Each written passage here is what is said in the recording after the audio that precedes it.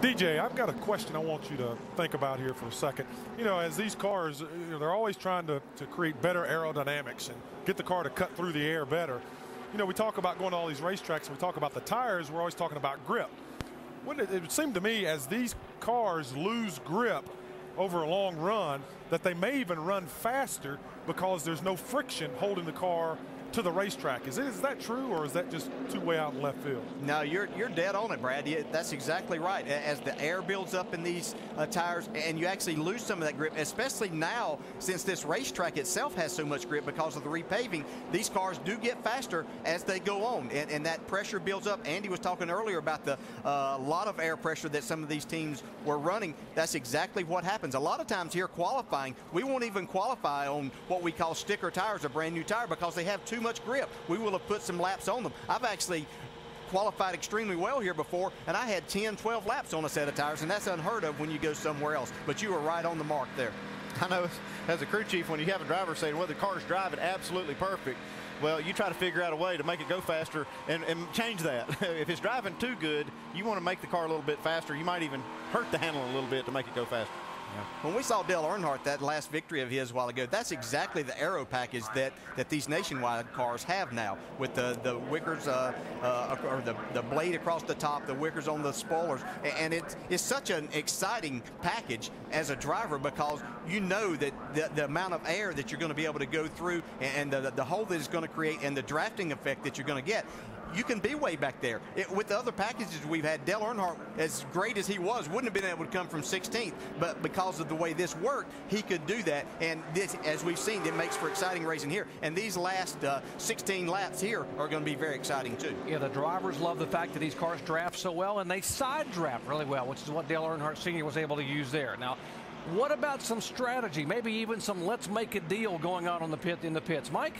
Well, draft day, making deals is nothing new, of course, Doc, as you know, and there's a deal going on right now with a couple of powerhouses at the front of the field. Well, some of those nationwide-only teams are forming an alliance, and if you look at the drivers in positions 4, 5, and 6, and of course that's Bobby Hamilton Jr., Jason Leffler, and Mike Wallace, they've talked amongst themselves. They've decided to hook up and go together, nose to tail, trying to beat these powerhouses and these heavy hitters at the front of the field right now.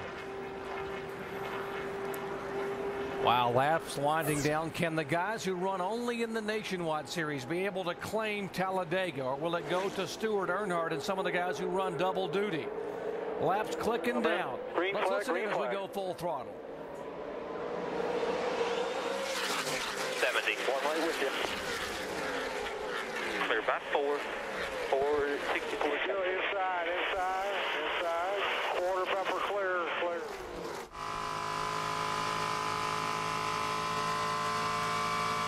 Everybody single file still.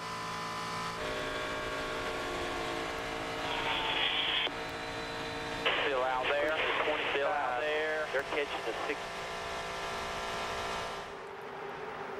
You just hear them, that right foot goes to the floorboard and the RPMs come up and the engines begin to thunder. It's all you hear because not much to do. They're single file, 15 to go. Tony Stewart has never won at Talladega. Earnhardt Jr. hasn't won in a nationwide car since 2006 at Michigan. Behind them, David Stremme has never won a nationwide series race. Bobby Hamilton Jr. back in 4th spot. It has been 68 races going back to 2003 at Phoenix. How hungry are those guys behind the top 2 to win here at Talladega? You'll see Mike Wallace up on the outside. He's got Greg Biffle right, literally on his bumper. And David Reagan was behind him trying to push and trying to make something happen here. I wish those nation wide guys, a lot of luck in trying to pass those 2 front guys, because that's 2 tough customers. But man, what a push he's getting right now. You know, you're in a tough position right there in Mike Wallace. You got that big push. He could have jumped down in there in 3rd, right behind Dale Jr., but you have such a big push, and you've got that, you think you can just keep bringing that momentum on. It may work out for him anyway, but it's going to be tight to see whether he can get himself back in line. Now what he's going to do is hope his buddies will line up behind him, and it looks like a few of them are right here. This outside lane might have something going. Tony Stewart pulls him by 4 car lengths. Earnhardt Jr. trying to hold on to 2nd with help from Stremme. Mike Wallace getting help from former series champion Greg Biffle in the 16 up high. Here comes Wallace with pushing from Biffle. Can he get around the 20 car. Dave. Crew Chief Bruce Cook told me I did something this week that I really hate to do. It's called ending practice early. But Mike said the car is right. They stopped about 20 minutes early during practice on Thursday. And when Mike Wallace says the car is where he wants it to run at a restrictor plate track, a young crew chief like Bruce Cook listens. And right now, he still runs at the pack. But those two guys got away again, Doc. Dale Earnhardt Jr. just glued to the rear of Tony Stewart's Toyota. This still could be a disadvantage for these two cars to get that far out in front. If these guys behind can line up and get some momentum, when they do catch these two guys, they will have enough momentum to go past them. Everybody in practice on Thursday said Tony Stewart had the car to beat. Even his teammate Kyle Busch said Stewart is really tough. Watch him mixing it up behind him for third, fourth, and fifth. Here's the scramble. Strimmy now has the 16 car. A veteran driver in Greg Biffle to give him a push. Yeah, that's going to be interesting, and just what you were talking about there, they're going to have a lot of momentum as they get to those guys, and with they're going to be close to 10 laps to go. It'll be interesting to see if they choose to stay in line or if they're going to choose to use that momentum and try to go on by. Andy, that's what we saw a year ago when the two Kevin Harvick cars teamed up, and it was Tony Stewart and Bobby Labonte. They ran the leaders down in the final lap and made the pass coming out of turn 4 to take the win away. That's what I love about Talladega and this particular aero package, because it does make for some great racing. You see, now we've already got this pack closed back up on Tony Stewart. And Dale Earnhardt Jr. is going to have some help from behind if he's going to beat Tony. So he needs these cars. And you see he's getting some help right there from David Strimmy. Yeah, that's a very difficult position to sit in right there. Guys are beating on your bumper. You're wanting to stay there to wait for that time. Junior's showing a lot of patience right now. Jamie? Well, DJ, you guys were talking about the fact that Tony Stewart has never won here in a nationwide car. His 4 starts here, his first 4, he did not finish. Last year, he was beat by 5/100ths of a second by Bobby Labonte. He's ended up on his roof. He's been beat by a slim margin. And in the Cup side, guys, he's never won here either. It's one of the few tracks Tony Stewart has never won at. You can bet he's got a lot on the line, and he wants this win more than anything so far this season, guys. 23 times Tony Stewart has come to Talladega, 18 in a Cup car. As you mentioned, 5 in a nationwide car. He's finished second 7 times. Proverbial bridesmaid at Talladega. He said that's going to end today, although Dale Earnhardt Jr., David Strimmy, and Bobby Hamilton say, I don't think so. We got a shot, and we're going to try to get by it. But the question is, how do they do it?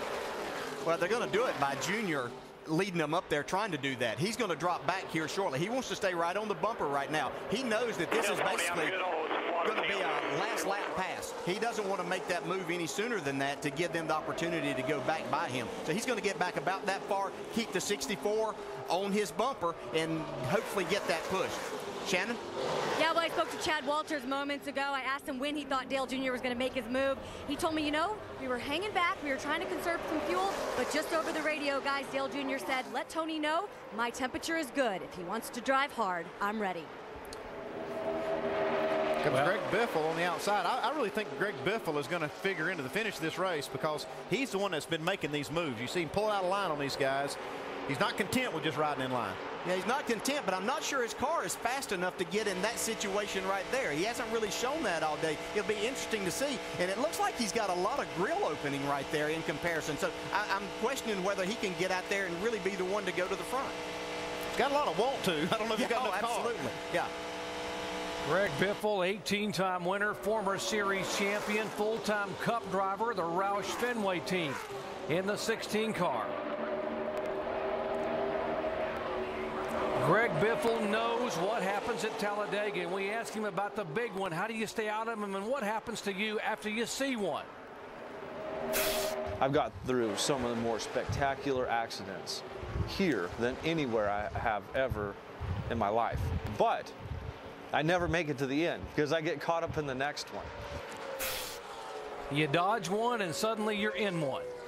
Yeah, you just never know because, I mean, you got 10 cars there still racing hard and trying to win the race. So anything can happen at any time. You've got guys that are losing some patience right now. They want to go, and so they're going to hit you just a little bit harder now than what they did at the beginning of the race. Biffle showing some muscle in that Ford up high, trying to go around the Chevy of Earnhardt, trying to reel in the Toyota of Tony Stewart.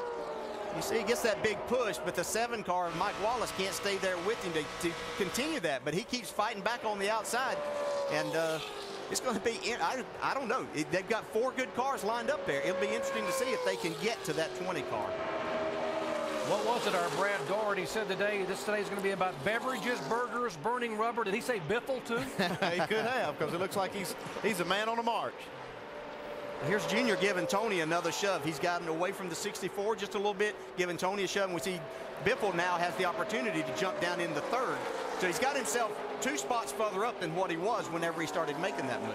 So now I think you're going to see Dale Earnhardt Jr. really watching that mirror, because he wants to use that momentum from that 16 car, Greg Biffle, to push him by Tony Stewart.